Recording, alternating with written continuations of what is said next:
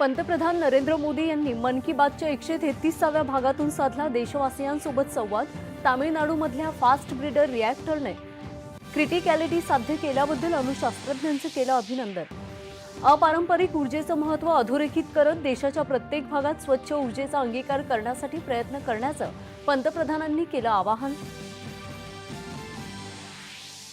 फ्रान्समध्ये झालेल्या गणित ऑलिम्पियाडमध्ये आतापर्यंतची सर्वोत्तम कामगिरी करणाऱ्या मुलींच्या चमूचं अभिनंदन करत ऑलिम्पियाडमध्ये मुलींच्या वाढत्या सहभागाची पंतप्रधानांकडून प्रशंसा।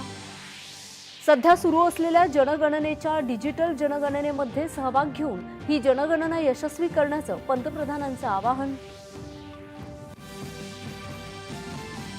महिलांना समान संधी, प्रतिष्ठा आणि नेतृत्वाची भूमिका देशाच्या प्रगतीसाठी अत्यावश्यक असल्याचं उपराष्ट्रपती CP राधाकृष्णन यांचं प्रतिपादन। देशाच्या प्रगतीमध्ये कायदेविषयक शिक्षणाची भूमिका महत्त्वाची असल्याचं राज्यपाल जिष्णू देव वर्मा यांचं प्रतिपादन।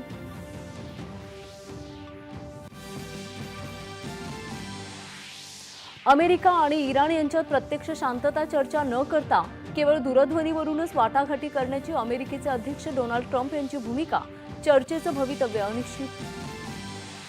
महसुली जमिनीच्या पट्ट्यांवर मिळणाऱ्या सर्व शासकीय योजना लवकरच वनजमिनीच्या पट्ट्यांवरही लागू केल्या जातील, मुख्यमंत्री देवेंद्र फडणवीस यांची घोषणा। अमेरिकेचे अध्यक्ष डोनाल्ड ट्रम्प यांच्या मेजवानीच्या कार्यक्रमात अज्ञात हल्लेखोराचा गोळीबार, डोनाल्ड ट्रम्प सुरक्षित।